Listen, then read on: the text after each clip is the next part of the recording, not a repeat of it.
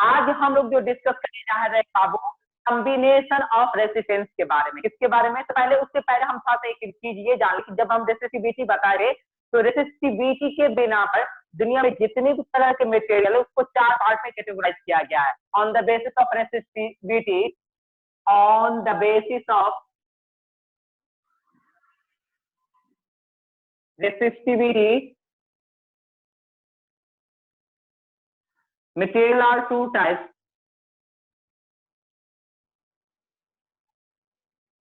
Are 4 types, Babu 4 types, sorry 4 types। यानी resistivity के आधार पे मटेरियल जो होता है उसको 4 पार्ट में कैटेगराइज किया गया है। पहले भी आप लोग जानते रहे होंगे, होइएगा इसमें आता है कंडक्टर, कंडक्टर। दूसरा जो आता है बाबू वो है सेमी कंडक्टर। उसके बाद थर्ड जो है बाबू उसका नाम है इंसुलेटर। Insulator, insulator. और ये फोर्थ जो टाइप है बाबू वो है सुपर कंडक्टर, सुपर कंडक्टर। तो ये कंडक्टर के बारे में तो आप लोग ऑलरेडी पहले से जानते होइएगा। सेमी कंडक्टर के बारे में हम ऑलरेडी दिखा चुके हैं, ऑलरेडी दिखा चुके थे, मगर सुपर कंडक्टर के बारे में हम लोग नहीं लिखते थे। यानी इस दुनिया में पाए जाने वाला मटेरियल जिसका रेसिस्टिविटी कम होगा, किस पर? लो टेम्परेचर पे। अगर जिस मटेरियल का रेसिस्टिविटी लो टेम्परेचर पे लो होगा, वेरी लो होगा, तो उसी को क्या कहा जाता है? सुपर कंडक्टर कहा जाता है। those material which has low resistivity, has very low resistivity,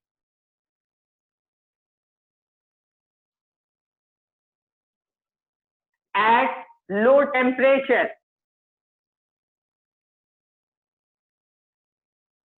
यानी सुपर कंडक्टर उसको कहा जाता है वैसा material which has low resistivity, जिसके पास जो रखता है क्या? लो रेसिस्टिविटी रखता है eight low temperature, is called super conductor, is called super conductor.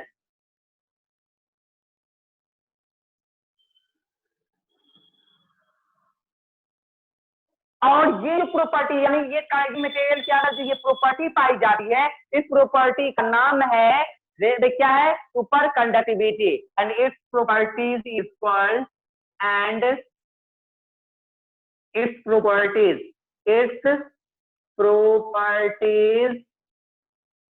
Is called super conductivity, super conductivity.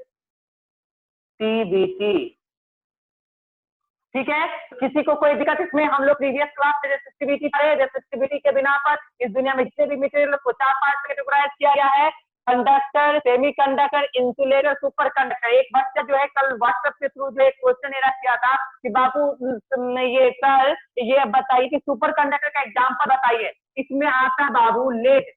Lead जो है आपके बारे में लेड कल हम बताए थे, लेड है वो सुपर कंडक्टर में आता है। मैग्लेनाइन, मैग्लेनाइन,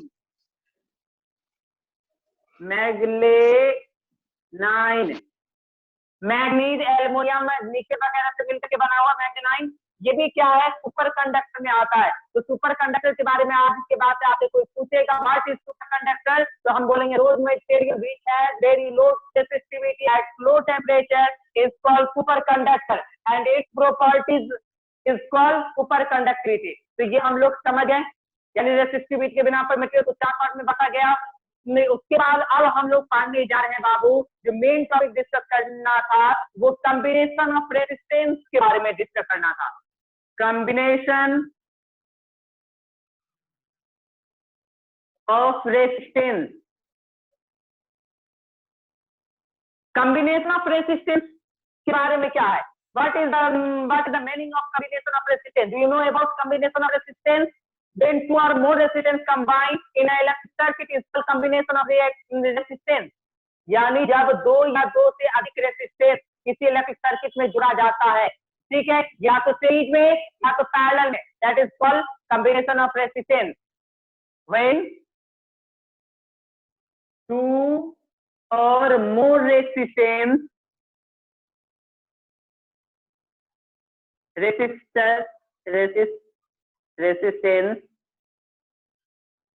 combined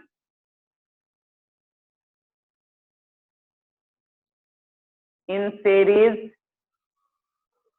or parallel in electric circuit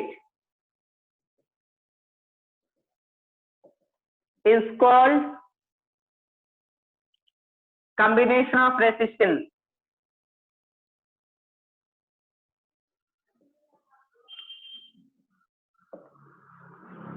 अगर कोई पूछे what is combination of resistance की कॉम्बिनेशन है, कॉम्बिनेशन का मतलब ही होता है जुड़ना, इसका जुड़ना, रेसिस्टेंस का जुड़ना। तो हम क्या बोले, when two or more resistance combine in series or parallel in electric circuit, अगर किसी इलेक्ट्रिक सर्किट में दो या दो से अधिक रेसिस्टेंस को या तो पैरेलल में या तो सीरीज में जोड़ा जाता है तो उसको क्या कहा जाता है, कॉम्बिनेशन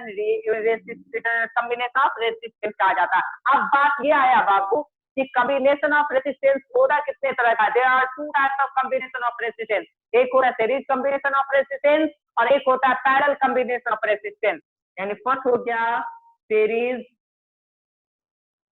कॉम्बिनेशन ऑफ रेसिस्टेंस, दूसरा हो गया बाबू पैरेलल कॉम्बिनेशन ऑफ रेसिस्टेंस। अब सबसे पहले first of all we know about series combination. हम लोग किसके बारे में जानेंगे, first of all series combination के बारे में आएंगे। सीरीज कॉम्बिनेशन ऑफ रेसिस्टेंस क्या होता है, तो में आ गया कॉम्बिनेशन ऑफ रेसिस्टेंस समझ में आया। और उसके बाद हम लोग ने क्या सीखा, कॉम्बिनेशन यानी कितने तरह का होता है कॉम्बिनेशन ऑफ रेसिस्टेंस, दो तरह का होता है, सीरीज कॉम्बिनेशन ऑफ रेसिस्टेंस और पैरेलल कॉम्बिनेशन ऑफ रेसिस्टेंस। आज जो हम लोग सबसे पहले डिस्कस करेंगे वो सीरीज कॉम्बिनेशन ऑफ रेसिस्टेंस के बारे में डिस्कस करेंगे।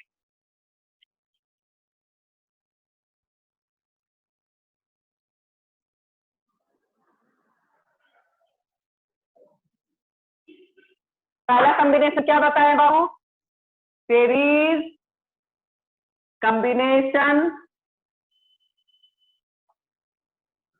Of resistance. अगर कोई पूछेगा do you know about series combination of resistance, तो हम क्या बोलेंगे, what is series combination of resistance. अगर दो या दो से अधिक रेसिस्टेंस को हम इस तरह से ज्वाइन करते हैं इलेक्ट्रिक सर्किट के अंदर जिसमें इलेक्ट्रिक करंट के फ्लो होने के लिए केवल एक ही पाथ दिखेगा, केवल एक ही पाथ बनेगा, तो उसको क्या कहा जाता है, सीरीज कॉम्बिनेशन कहा जाता है। क्या बोले हम बाबू आपको कि सीरीज कॉम्बिनेशन किसको कहते हैं, वो वैसा कॉम्बिनेशन रेसिस्टेंस का वैसा कॉम्बिनेशन जिसमें दो या दो से अधिक रेसिस्टेंस को इस तरह से जोड़ा जाता है कि केवल एक पाथ ही बन पाता है इलेक्ट्रिक करंट के फ्लो होने के लिए, तो उसको क्या कहा जाता है, सीरीज कॉम्बिनेशन ऑफ रेसिस्टेंस कहा जाता है। तो हम क्या लिखेंगे, if different resistance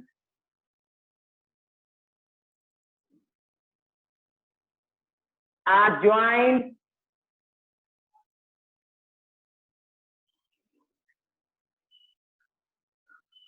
with each other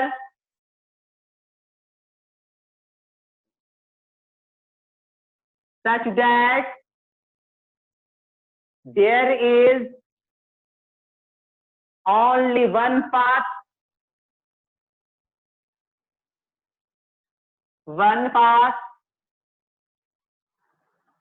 is there is only one path for flow of charges, flow of electric current लिखिए, चार्जेस लिखिए, flow of electric current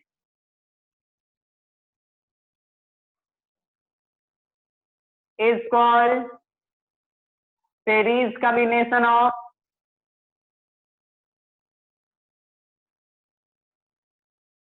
of resistance। क्या बोल रहे थे, सीरीज कॉम्बिनेशन ऑफ रेसिस्टेंस किसको कहते हैं, if different resistance, different का मतलब दो या दो से अधिक रेसिस्टेंस को are joined with each other, एक दूसरे के साथ जोड़ा जाता है, सच दैट इस तरह there is only one path और फ्लो ऑफ इलेक्ट्रिक करंट, केवल एक ही पाथ बन पाता है इलेक्ट्रिक करंट के फ्लो होने के लिए, is called series combination of resistance. वो क्या कहलाता है? सीरीज कॉम्बिनेशन ऑफ रेजिस्टेंस कहलाता है। एक चीज और आपको बता दें कि इस तरह के कॉम्बिनेशन में बाबू प्रत्येक रेजिस्टेंस को, इच रेजिस्टेंस को क्या होता है? कांस्टेंट इलेक्ट्रिसिटी मिलता है। कितना इलेक्ट्रिसिटी मिलता है? कांस्टेंट इलेक्ट्रिसिटी मिलता है। अगर फर्स्ट रेजिस्टेंस को 5 एम्पीयर का इलेक्ट्रिसिटी मिल रहा है तो सेकंड एम्पीयर को भी 5 एम्पीयर का इलेक्ट्रिसिटी मिलेगा, थर्ड एम्पीयर रेजिस्टेंस को भी 5 एम्पीयर का इलेक्ट्रिसिटी मिलेगा। यानी इसमें हम ये भी लिख सकते हैं in this combination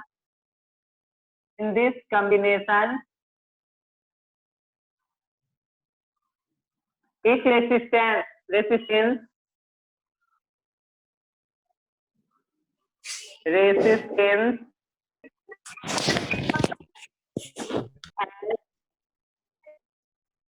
constant electricity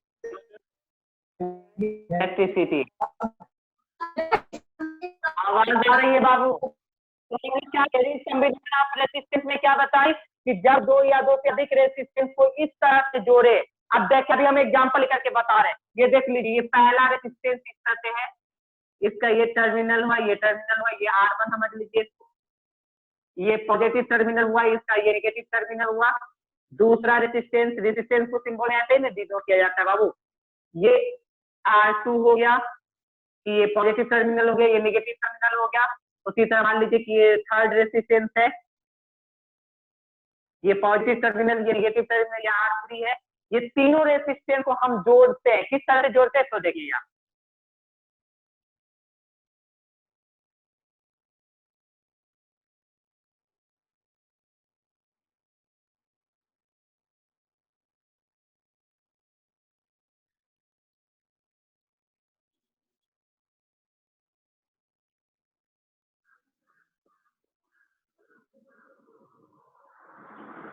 इस तरह से जोड़ रहे हैं। ये देखिए, ये R1 रेजिस्टेंस है, ये R2 रेजिस्टेंस है, ये R3 रेजिस्टेंस है। यानी क्या कह रहा है कि ऐसा कॉम्बिनेशन जिसमें दो या दो से अधिक रेजिस्टेंस को इस तरह से जोड़ा जाए कि इलेक्ट्रिक करंट का एक ही पाथ बन रहा है कि नहीं, यहाँ से पॉजिटिव टर्मिनल से क्या होगा, इलेक्ट्रिक करंट निकलेगा, यहाँ से एक ही पाथ से होकर के निकल के फिर यहाँ वापस चला आएगा, आया कि नहीं आएगा? तो यानी केवल सिंगल पाथ बन रहा है कि नहीं बन रहा है? तो यानी वह क्या कहा जाएगा, अगर क्या कहा जाएगा सीरीज कॉम्बिनेशन ऑफ रेजिस्टेंस के बारे में, तो हम ये बोलेंगे कि वैसा कॉम्बिनेशन जिसमें दो या दो से अधिक रेजिस्टेंस इस तरह से जोड़ा जाता है कि इलेक्ट्रिक करंट के फ्लो होने के लिए केवल एक ही पाथ बने, केवल एक ही पाथ बने, तो उसी को क्या कहा जाता है?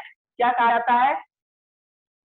सीरीज कॉम्बिनेशन ऑफ रेजिस्टेंस कहा जाता है। एक बात ये बता दे, अगर यहाँ से इलेक्ट्रिक करंट आई फ्लो हो रहा है, देख लीजिए बाबू, यहाँ अगर यहाँ से इलेक्ट्रिक करंट आई फ्लो हो रहा है तो इसको भी आई इलेक्ट्रिक करंट ही मिलेगा, इसको भी आई इलेक्ट्रिक करंट ही मिलेगा, इसको भी आई इलेक्ट्रिक करंट मिलेगा। वही ना हम बताएं, इस तरह के कॉम्बिनेशन में ईच रेजिस्टेंस को कांस्टेंट अमाउंट ऑफ इलेक्ट्रिसिटी मिलती है। तो यानी आज हम लोगों ने अभी जो पढ़ा है सीरीज कॉम्बिनेशन ऑफ रेजिस्टेंस किसको कहते हैं, अब हम लोग डिस्कस करने जा रहे हैं बाबू इसके बारे में, इसका इक्वेशन डिराइव करने के बारे में, इक्वेशन कैसे निकालेंगे, ठीक है?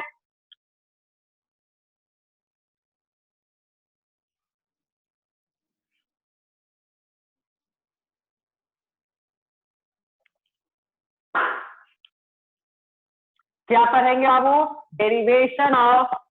डेरिवेशन या डिटरमिनेशन ऑफ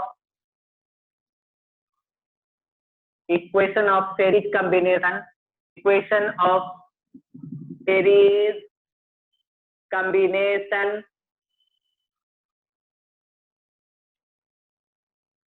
ऑफ रेजिस्टेंस।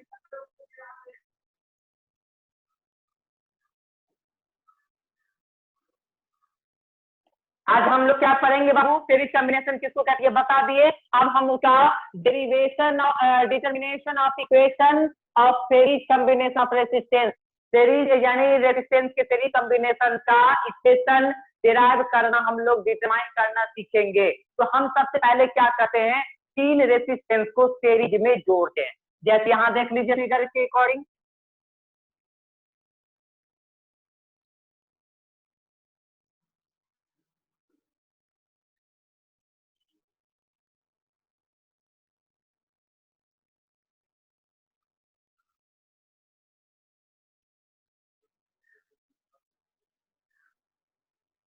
तीन रेसिस्टेंस, तीन से ज्यादा भी लगा सकते हैं बाबू, इन नंबर ऑफ रेसिस्टेंस आप लगा सकते हैं, ठीक है। तो हम बहरहाल उतना बड़ा इक्वेशन निकालने की जरूरत नहीं, हम तीन रेसिस्टेंस निकालते हैं। मान लीजिए इसका रेसिस्टेंस है R1, इसका रेसिस्टेंस है R2 और इसका रेसिस्टेंस है R3। इस सभी को जोड़ा जा रहा है, ये जोड़ा गया इलेक्ट्रिक सर्किट के अंदर में। ये आपको बैटरी है जो उसको जोड़ा गया इस सर्किट के अंदर में। उसके बाद ये की है, इसको जोड़ा गया है बाबू, और इस तरह से होते हुए इसको जोड़ दिया गया है। जोड़िए। अब बात ये, अब क्या करेंगे, यानी इस तरह से जोड़ देंगे। अब कहोगे जोड़िए, ये रेसिस्टेंस R1 को भी जोड़ दिए, R2 को भी जोड़ दिए, R3 को भी जोड़ दिए। अब इसका रेंज तो देखना होगा, तो पोटेंशियल डिफरेंस कितना होगा। तो हम क्या करेंगे, हमको इस रेंज कितना, अगर तीन रेसिस्टेंस का निकालना है पोटेंशियल, मान लीजिए 3 भाई वोल्ट मीटर का जरूरत पड़ेगा। मान लीजिए एक बार यहाँ पे जोड़े, यहाँ पे एक वोल्ट मीटर को जोड़े, ठीक है, एक वोल्ट मीटर को जोड़े जिसका रीडिंग आया है P1। यहाँ पर दूसरे वोल्ट मीटर को जोड़े हैं बाबू, दूसरा वोल्ट मीटर लिए जिसका रीडिंग आ रहा है V2 बाबू, और यहाँ पर तीसरा वोल्ट मीटर इसमें जुड़े हैं जिसका रीडिंग आ रहा है बाबू V3, जिसका रीडिंग कितना आ रहा है, V3 आ रहा है। और एक तो ये जो चीज हम बनाए हैं, तो ये फिगर किसी को समझने में कोई दिक्कत, फिर हम कंक्लूड कर रहे हैं। सुन लीजिए कि अगर हमको इक्वेशन डिराइव करना है सीरीज कॉम्बिनेशन का, तो हम क्या करेंगे, 2 भी ले सकते हैं, 3 भी ले सकते हैं, 4 भी ले सकते हैं। 4 रेसिस्टेंस को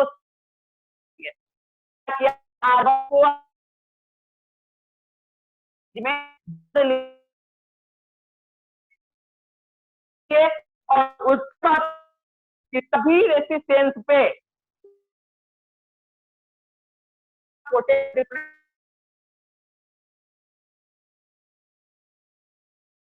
सेकंड रेसिस्टेंस पे वोल्ट मीटर लगाए हैं जिसका रीडिंग आया V2। थर्ड रेसिस्टेंस पे वोल्ट मीटर लगाए हैं जिसका रीडिंग आया है V3। तो ये जो चीज हम किए हैं उसको हम लिखेंगे वर्ड में। First of all we take three different resistance, three different resistance R1, R2 and R3, and it connect in series in the electric circuit. It connect in series in electric circuit, in electric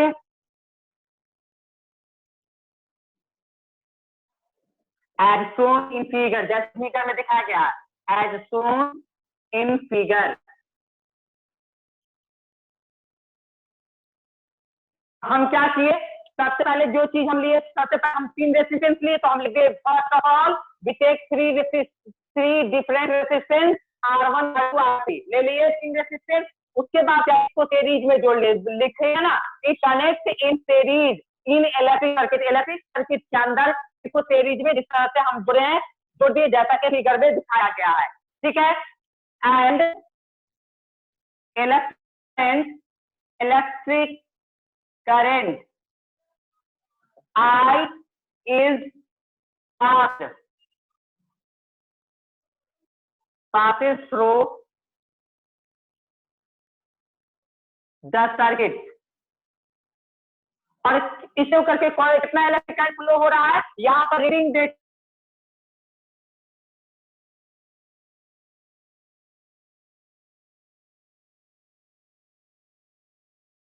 हम जो चीज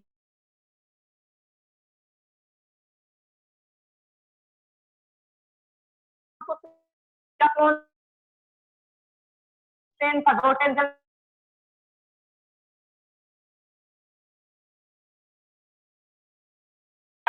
लिखा देखे ना,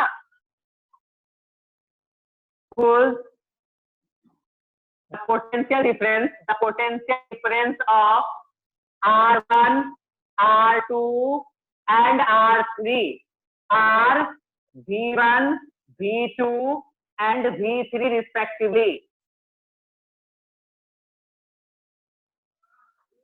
जब हम किसी इस सर्किट से होकर के आई इलेक्ट्रिक करंट फ्लो किए ना बाबू, तो फर्स्ट रेसिस्टेंस में पर जो वोल्ट मीटर लगाए उस पर देखे कि पोटेंशियल डिफरेंस कितना हो रहा, तो पता चला V1।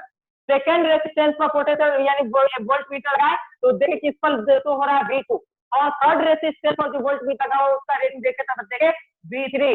तो ये हमारा पोटेंशियल डिफरेंस हो गया। एक बात याद बता दे करके बता दे कि ये इसका जो पोटेंशियल डिफरेंस है, इसका जो पोटेंशियल डिफरेंस है, इसका जो पोटेंशियल डिफरेंस है, ये सबको जोड़ेंगे, सबको जोड़ेंगे तो वो V के बराबर होगा।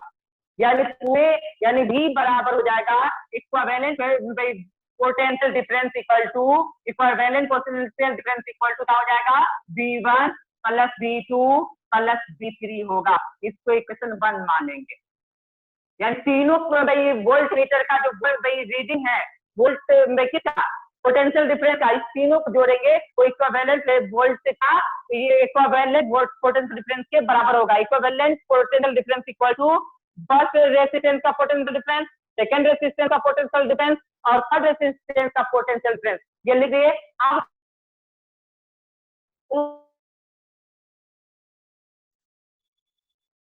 According to Ohm's law, according to Ohm's law। Ohm's law से हम क्या जानते हैं बाबू, ओम्स लॉ हम बताए थे V equal to I R, बताए थे पोटेंशियल डिफरेंस में हम क्या यानी ओम्स लॉ में हम क्या बताए थे, V equal to I R. ठीक है, इसको हम इक्वेशन इस तरह से बॉक्स बना लेंगे, यानी ये होगा here V and R the equivalent potential difference and resistance। जहां का है V और R का है इक्विवेलेंट पोटेंशियल डिफरेंस है और रेसिस्टेंस है बाबू। ठीक है, अब हम दिखाते हैं for second resistance, first resistance के लिए फर्स्ट रेसिस्टेंस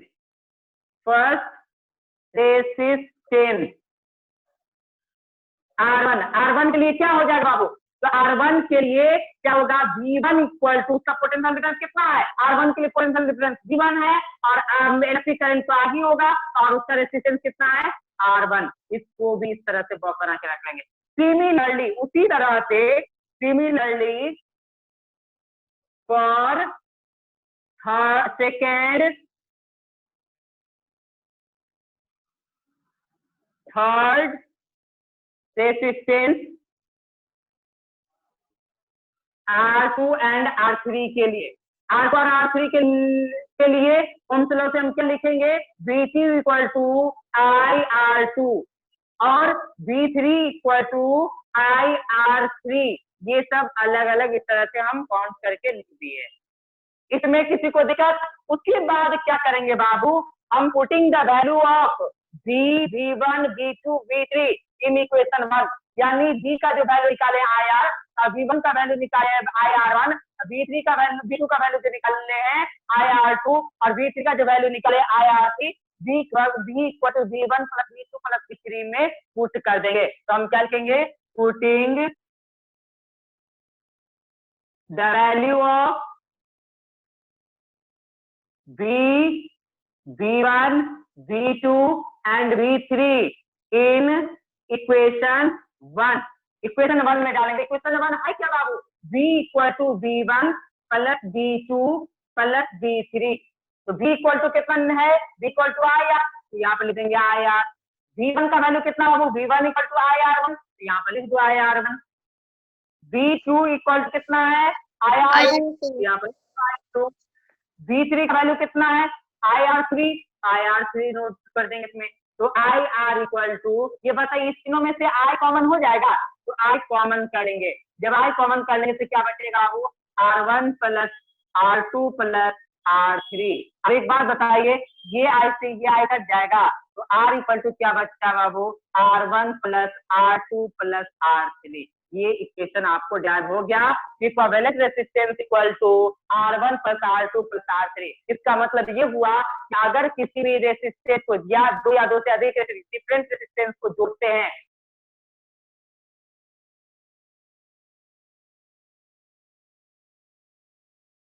सर आप म्यूट हो गए। तो क्या बोल रहे थे बाबू कि जब हम डिफरेंट रेसिस्टेंस सीरीज में जुड़ेंगे तो इसका वैलेंस रेसिस्टेंस जो होगा वो बराबर होगा किसके, सम ऑफ द डिफरेंट रेसिस्टेंस, यानी जो भी रेसिस्टेंस को जोड़ेंगे उसके सम के बराबर होगा। समझ में आया? इसमें किसी को कोई दिक्कत अगर समझ में नहीं आया तो हम एक बार फिर से इसको कंक्लूड कर देते हैं। सर एक बार कर दीजिए। ओके, देखो हम सीरीज कॉम्बिनेशन तक तो हम समझ गए थे कि सीरीज कॉम्बिनेशन ऑफ रेजिस्टेंस क्या है, सीरीज कॉम्बिनेशन ऑफ रेजिस्टेंस क्या है, बेटा डिफरेंट रेजिस्टेंस को इस तरह से जोड़ते हैं इलेक्ट्रिक सर्किट के अंदर से कि केवल इलेक्ट्रिक करंट के फ्लो होने के लिए, इलेक्ट्रिक करंट के फ्लो होने के लिए केवल एक ही पाथ बने। अब देखिए हम रेजिस्टेंस को इस तरह से जुड़े हैं कि इलेक्ट्रिक सर्किट के अंदर से केवल एक ही पाथ बन रहा है इलेक्ट्रिक करंट के फ्लो होने के लिए, केवल एक ही पाथ बन रहा है कि नहीं बन रहा है, तो इस तरह के कॉम्बिनेशन को सीरीज कॉम्बिनेशन कहा जाता है। अब हमको ये डिराइव डिटरमाइन करना था इक्वेशन किसका, सीरीज कॉम्बिनेशन ऑफ रेजिस्टेंस का। कैसे? तो हम क्या किए कि अगर हमको डिराइव करना होगा तो हम तीन रेजिस्टेंस लिए, R1, R2 और R3। R1, R2 और R3 तीन रेजिस्टेंस को लिए हैं और हम अपने इलेक्ट्रिक सर्किट में इस तरह कैसे जोड़े, उसको सीरीज में जोड़ लिए। अब हम बताइए बात, जब हम इसके अंदर से इलेक्ट्रिक करंट फ्लो करेंगे तो हमको पता होना चाहिए ना कि कितना इलेक्ट्रिक करंट फ्लो हो रहा है, इसीलिए हम अपने इलेक्ट्रिक सर्किट में एमीटर को जोड़ लेंगे। उसके बाद हर रेजिस्टेंस का पोटेंशियल डिफरेंस भी हमको फाइंड करना है, तो हम सब रेजिस्टेंस के ऊपर वोल्ट मीटर लगाती है और हम जब इलेक्ट्रिक करंट इसमें आई फ्लो हुआ तो इसका पता चला कि इसका पोटेंशियल डिफरेंस V1 है, यानी R1 का जो पोटेंशियल डिफरेंस हम रेडी किए वोल्ट मीटर से तो पता चला कि V1 है। मान लो न्यूमेरिकल हम जब सॉल्व करेंगे आप ज्यादा अच्छा समझ में आएगा, एक एक्टिविटी के थ्रू हम समझाएंगे अभी। तो दूसरा हमको क्या पता चला कि R2 पर जो वोल्ट मीटर लगा हुआ है वो पोटेंशियल डिफरेंस शो कर रहा है V2 और R3 पर जो वोल्ट मीटर लगा हुआ है वो शो कर रहा है V3 रीडिंग शो कर रहा है पोटेंशियल डिफरेंस। ये करने के बाद हम जो चीज ये लिए हैं वो चीज हम यहाँ पर लेके, हम क्या लिए, first of all we take 3 different resistance. हम क्या किए, 3 डिफरेंट रेजिस्टेंस लिए जिसका नाम है R1, R2, R3 और इसको कनेक्ट किए हैं सीरीज में इन आवर इलेक्ट्रिक सर्किट, यानी हमारे इलेक्ट्रिक सर्किट में हम इसको सीरीज में जोड़ लिए जैसा कि फिगर में दिखाया गया है। ठीक है, और उससे होकर के यानी हम अपने इलेक्ट्रिक सर्किट से होकर के इलेक्ट्रिक करंट पाथ गुजारते हैं और जिसका पोटेंशियल डिफरेंस और उसके बाद यानी हर रेजिस्टेंस 1 का, रेजिस्टेंस 2 का, रेजिस्टेंस 3 का पोटेंशियल डिफरेंस हो रहा है V1, V2, V3 रिस्पेक्टिवली। देखिए अब हम क्या करें, एक बात बता दें कि R1 का जो पोटेंशियल डिफरेंस है, R2 का जो पोटेंशियल डिफरेंस है, R3 का जो पोटेंशियल डिफरेंस है, ये सभी पोटेंशियल डिफरेंस को जोड़ेंगे तो वो इक्विवेलेंट पोटेंशियल डिफरेंस के बराबर होगा। इक्विवेलेंट यानी सबका सम जो होगा वो इक्विवेलेंट पोटेंशियल डिफरेंस के बराबर होगा। वही लिखे B equal to V1 plus V2 plus V3 plus V4। अब एक बात गौर से सुन लो, इसको हम अच्छे से समझा। मान लो यहाँ पर हम पोटेंशियल डिफरेंस से अलग अलग निकाल रहे हैं पोटेंशियल डिफरेंस, तो हमको यहाँ से यहाँ तक का निकालना होगा, यहाँ से यहाँ तक का निकालना होगा। तो हम यहाँ पर एक वाइट को कनेक्ट करके यहाँ वाइट को कनेक्ट करके वोल्ट मीटर लगाते हैं तो पता चला कि तीनों का जो सम होगा वो इसके बराबर होगा, V के बराबर होगा। क्या पता चला कि इक्विवेलेंट जो यानी तीनों का जो सम होगा वो इक्विवेलेंट रेजिस्टेंस पोटेंशियल डिफरेंस के बराबर होगा। तो ये हम इक्वेशन 1 मान लिए। उसके बाद गौर से सुनिए मेरी बात, ओम्स लॉ हम लोग पढ़े प्रीवियस क्लास में, ओम्स लॉ जो हम लोग प्रीवियस क्लास में पढ़े उससे हमको एक इक्वेशन आया था, पोटेंशियल जो होता है V इक्वल टू IR होता है। V इक्वल टू क्या होता है, IR, जो हम लिखे। तो V जो है यहाँ V और R जो है वो इक्विवेलेंट यानी पूरे का पोटेंशियल डिफरेंस को बता रहा है और R जो है वो किसको बता रहा है, पूरा रेजिस्टेंस यानी पूरा रेजिस्टेंस कितना गेन हुआ उसको बता रहा है। तो यही लिखे V equal to IR Ohm's law से, जहाँ V और R जो है वो इक्विवेलेंट पोटेंशियल डिफरेंस है और रेजिस्टेंस है। अब एक बात बताइए, अगर मान लीजिए कि हम इलेक्ट्रिक फ्लो सर्किट बना लिए, इलेक्ट्रिक करंट फ्लो होने लगा, तो ओम्स लॉ से हम क्या जानेंगे, R1 के लिए, ओम्स लॉ से R1 के लिए हम क्या जानेंगे, तो R1 के लिए पोटेंशियल डिफरेंस कितना है, V1, उसके अंदर भी इलेक्ट्रिक करंट कितना फ्लो हो रहा है, I फ्लो हो रहा है और रेजिस्टेंस उसका कितना है, R1, ये निकालिए। फिर ओम्स लॉ से फिर हम सेकंड रेजिस्टेंस के लिए निकालेंगे, फिर थर्ड रेजिस्टेंस के लिए। तो सेकंड रेजिस्टेंस के लिए जो हम क्या निकाले पोटेंशियल, ये ओम्स लॉ से, तो V2 equal to electric current तो I फ्लो हो रहा है और रेजिस्टेंस उसका कितना हो गया, R2। थर्ड रेजिस्टेंस से होकर के जो इलेक्ट्रिक करंट फ्लो हो रहा है तो उसका जो ओम्स लॉ से निकाले equation V3 equal to IR3। ये हम लिख दिए। अब हम क्या किए, putting the value of V, V1, V2, V3 का वैल्यू जो आया, V का वैल्यू कितना निकल आया है, आया। V1 का वैल्यू कितना आया, IR1। V2 का वैल्यू कितना आया, IR2। V3 का वैल्यू कितना आया, IR3। इस तीनों का वैल्यू इस इक्वेशन 1 में पुट कर देंगे। तो इक्वेशन 1 है क्या बाबू, V equal to V1 plus V2 plus V3, यानी इक्विवेलेंट है पोटेंशियल डिफरेंस इक्वल टू ये फर्स्ट रेजिस्टेंस का potential difference plus second resistance का potential difference plus third resistance का पोटेंशियल डिफरेंस। अब V का वैल्यू कितना था, IR डाल दिए। V1 का वैल्यू IR1 था तो IR1 डाले। V2 का वैल्यू IR2 था IR2 डाले। V3 का वैल्यू IR3 था तो IR3 डाले। और IR इसको IR उसी तरह कर दिए। इस तीनों में I कॉमन है तो I कॉमन कर लिए तो R1 plus R2 plus R3। तो I से I कैंसिल हो गया तो R equal to R1 R2 plus R3। इसमें कोई दिक्कत आ, नो सर, नो सर। अच्छी बात बताते, इससे हमको ये इक्वेशन निकला। इस इक्वेशन को देखने से पता क्या चला, बताइए। इस इक्वेशन को देखने से आपको क्या पता चला कि सर ये पता चला सर कि अगर किसी भी दो या दो से अधिक रेजिस्टेंस को कोई भी जोड़ते हैं ना सर, तो उस रेजिस्टेंस का जो भी वैल्यू होगा उसका जो सम होगा इक्विवेलेंट रेजिस्टेंस के बराबर होगा। ये ना पता चला रहो।